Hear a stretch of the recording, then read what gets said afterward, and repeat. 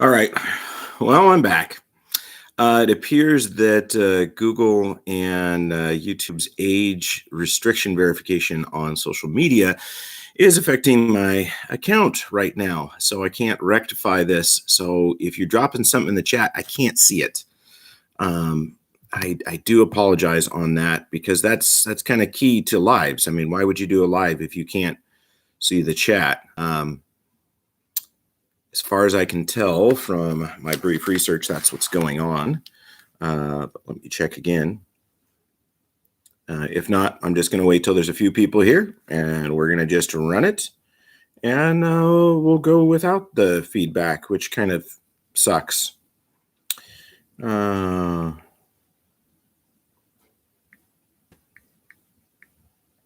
I'm going to work on that real quick.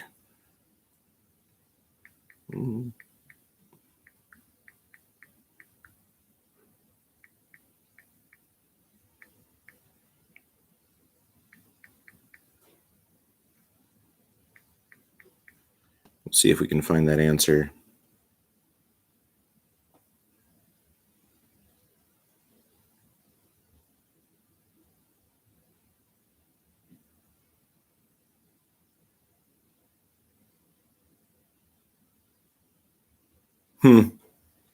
Yeah, we'll try a couple of different things and see if we can get it to reappear. But I am sorry if it's not going to be there. We're going to try anyway.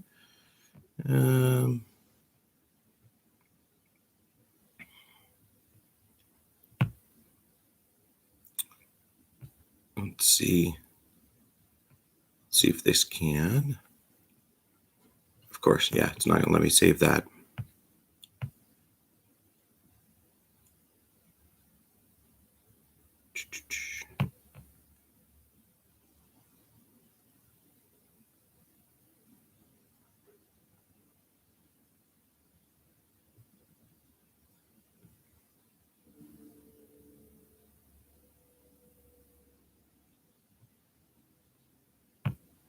Turn the moderation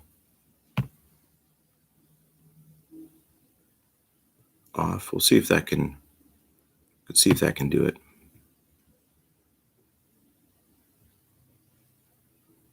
Just trying to get it to come back up for you. Nope. All right. Well, you can drop comments in the chat, and I guess I'll see them later when I publish it. But yeah, I can't see those. So we're going to go ahead and just keep going. I know this is kind of my scheduled stream time. So Wednesdays, 11 o'clock is generally when I try to do this. I was blocked earlier by it. So working through that. And I've been off the last couple of weeks. Technology issue. Yeah, trying to get my new phone all connected with that. I'll work on that, but yeah, we'll figure that out. Okay, so let's get to the unboxing of the parts that arrived. So those of you that don't know what I'm talking about, for a heater, this is a standard propane torch. This happens to be running, I think this is MAP gas. Yeah, this is MAP gas. It's not what I run in the greenhouse. It just happens to be the one I have this torch head on. So what I've done is I've used this as my primary burner unit, one that's actually similar to this. And I run that flame down into a, I think it's 1.25 inch pipe. And then that pipe will heat up and it radiates out the heat into the greenhouse, warming the greenhouse. So the run of pipe that goes through, and it goes through in a loop. So it's not letting off any exhaust gases inside the greenhouse. The flame is on the outside of the greenhouse, so we're not getting carbon monoxide going in there. We're not getting exhaust gases going in there. The flame shoots down the pipe, turns a corner again, and then comes back up at an elevated angle. So not only are we blowing the gas through, but we're also creating a draft with that gas flow. So if the flame does happen to go out, or if we do have exhaust gases, they'll actually be pulled out of the burner unit. So this is where our flame is. This is our jet. So this has a small hole in the end of it. I don't think you can see it. It's pretty tiny. And then it does its air mixture, and I can set the level of the flame with a little knob. So this is This is not the one I'm actually using. This one, when I use it in the greenhouse, it actually makes a howling noise as it's going through the heater unit. So I'm using something different, a little bit different style. Doesn't do the same howl, but I think it actually burns a little bit better. And you can go back in and see how that, see the other videos to see how that goes. So this is one of the units I bought for this project, but it's not going to be the one that I'm going to use. So now I have an extra torch head lying around. Okay, so with this, because I am building this by myself, it's follow instructions at your own risk. You know, this is something that I'm doing for me. So I'm trying to do this for me. I'm taking other precautions. You know, I had comments about, hey, if your flame blows out, how are you going to know you're going to blow up the neighborhood, things like that. That was a test burn, a test rig that was monitored the entire time, just like a lot of YouTube videos. We don't show you the boring stuff. So the boring stuff happens off screen. I'm not going to show you 2 hours of me sitting there watching the flame when the whole point of the video is to do something short. So you're not going to see everything. So some of my safety mechanisms have arrived. One of them is this package here. So I'll show you this. This is a thermocouple unit. So with this, I can set the amount of gas that's going through. So the amount of flow. So it's got an adjustment knob. So there is my adjustment knob. It's maybe one of those ones where you put it on once. Oh. Hey, it would help if you put it on the right way. There we go. There's my adjustment knob. So I can push in and turn. You have to push in to initiate the gas flow. So I'm going to push in, turn, start the gas flow. And then I have to come in, and we'll take this one off so I don't have to lug this tank around. So then I'll come in, I'll light my burner. This will be in line. Okay, so that'll initiate the gas flow. I'll light this, and I've got to hold this down until what's called a thermocouple heats up. And that thermocouple, which is this device right here, I'll take it out of the bag so you can see it.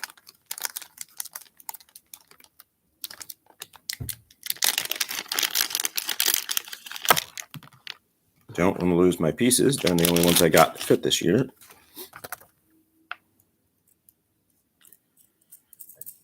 So this thermocouple will be by the heater. I will have to adjust to see if it has to be in the flame, if it can be adjacent to the flame, of where it's going to work best. But that heats up this long tube, so it conducts heat all the way back there, and it is attached in the end of this unit. I don't really want to mess with it too much.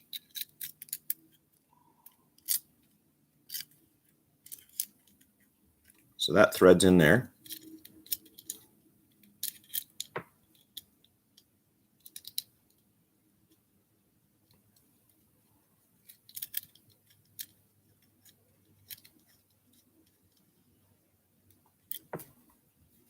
Okay, so that heat is on the tip of the, just try not to use this too much.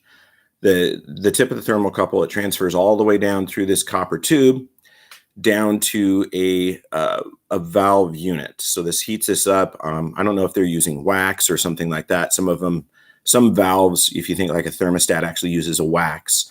When wax cools, it expands. And when it heats, it contracts. So it kind of works the opposite. So that may be what's in here. There may be a unit of wax. But as that heats up, it will push in here and open up the valve and allow the flow of gas to go from one side of the body to the other. So what this is this is going to be a flame sensor. So thermocouples act as a flame sensor. So if the flame ever goes out, this will actually shut this valve and not allow gas to flow through. So that is one of the pieces that was very important that I got. This one is a unit off of Amazon. I think this one actually came from Walmart, but Walmart's just a reseller. Hoping this one functions well. It was fairly inexpensive. You know, if I went through and bought an official one for an actual gas furnace, they would have been like $200. I think this was like 17, something like that. It was fairly inexpensive, but this is set up for, this is actually for a barbecuer is what they said it was. I don't know many people that use a thermocouple on their barbecuer, but this is my safety device. So if the flame goes out, this will shut off the valve. So if we get a night where I run out of propane runs low, natural disaster, we get a hurricane that comes through, whatever, this will shut the gas flow off. So we don't just have a burner out there burning. The other thing with that, let me put this other piece on here, is, so I'll be building a little flange that I'll be using to adjust it, and it's going to hook on to that.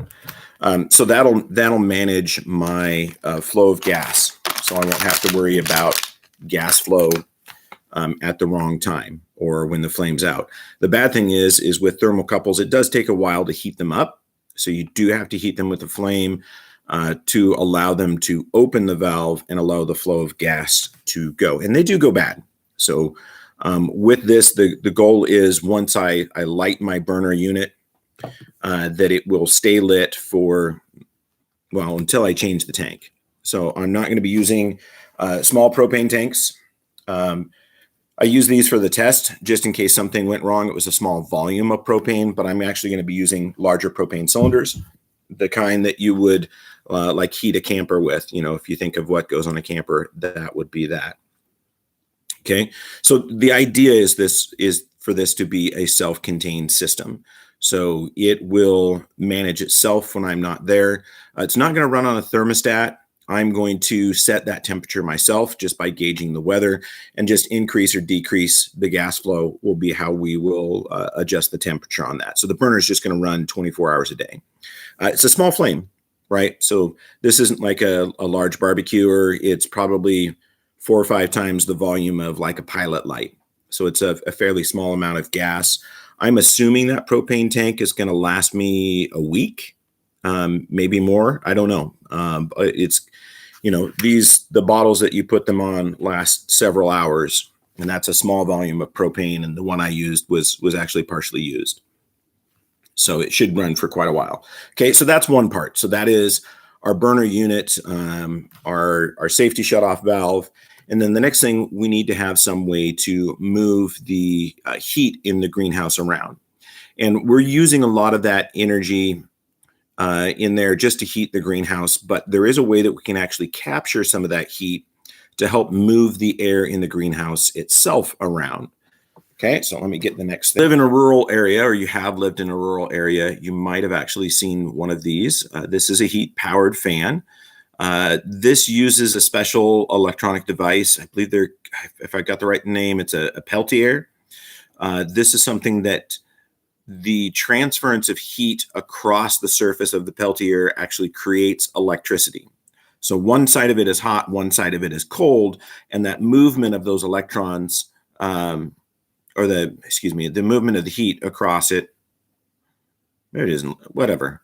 But anyway, the movement of the heat from one side of the Peltier to the other creates an electric current, and then that is channeled into a fan, and then into an electric motor, then that turns the fan blades. So it's going to move the air that way. A unit I found on Amazon, also fairly cheap.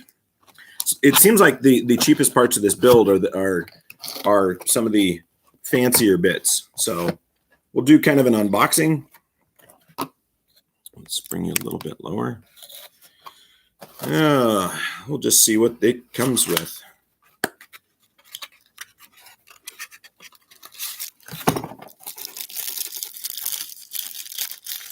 I think this is oh yeah. Yep. This is just a standard thermometer. It hooks on with a magnet. So we'll put this on our burner unit, and we'll be able to see what our output of our heat is and in different ranges. Is it calibrated? I have no idea. We'll find out.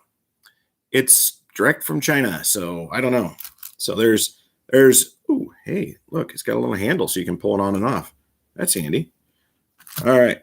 We've got our manual, how to use that. Have you ever seen me working on stuff? Yeah, we'll figure it out if we need it. All right. What else have we got? Oh, this is kind of funny. The picture showed this thing is giant. This is an aroma pod. So you're supposed to put this on your stove and it's supposed to heat up some sort of fragrance. We don't need this. It's like smaller than a Heide key. So see how small that is? Says with the aroma pod included, you can add your favorite fragrance, essential, need to provide by yourself when using the stove fan to enjoy not only warm air, but also comfort and relaxation.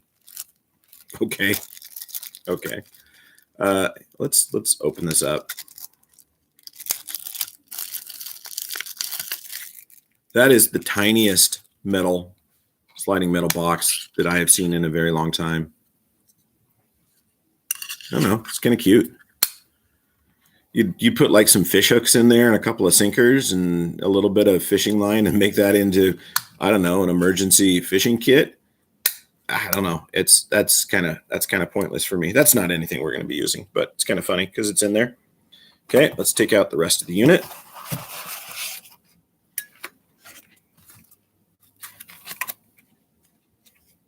All right.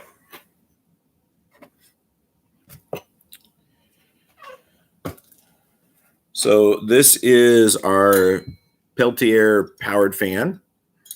And with, let's see if we can.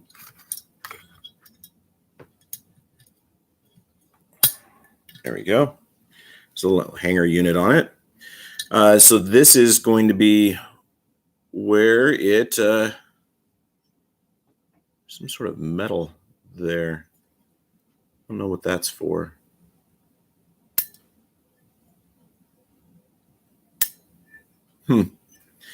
Anyway, this is for the top of a stove. So this will sit on your stove, like a wood stove. In our case, we're actually going to put this. I've got some aluminum blocks that we're going to try to get to fit over our burner unit so that we have a flat surface for this to be. We'll attach it. I'll go get some metal zip ties from Harbor Freight or something. But this is an aluminum extrusion, and it's designed to collect heat and then move that heat up through the extrusion across the Peltier, and then it radiates it out up here. So this is our hot, and this is our cold. So that heat has to move across this Peltier, which is in there. You can kind of see that little white thing in there, and that's what's going to actually be creating the electricity. And then these fan blades will radiate it out. I think this was less than $20. So I was in the store the other day and these were like 90 for the basic ones and 100 and something for the more expensive ones. Fan blades are not perfect, but oh yeah. That was one of their instructions, was to flatten the fan blades. Look at that. That's quality right there.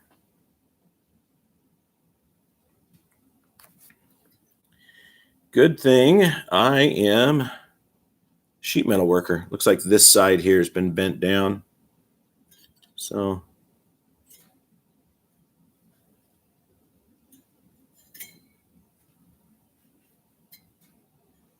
yeah, I'll figure that out later.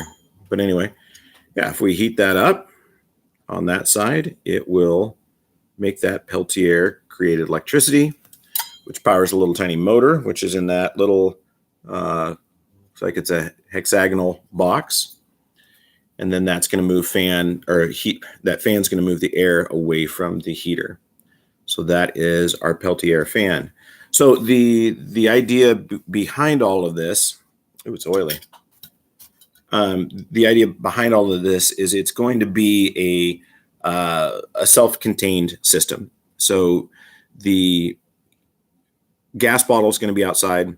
It's going to take that gas to the burner unit, which is going to funnel it down our tube, that loops through the greenhouse, which is basically going to create radiant heat. So it's going to be a radiant heater.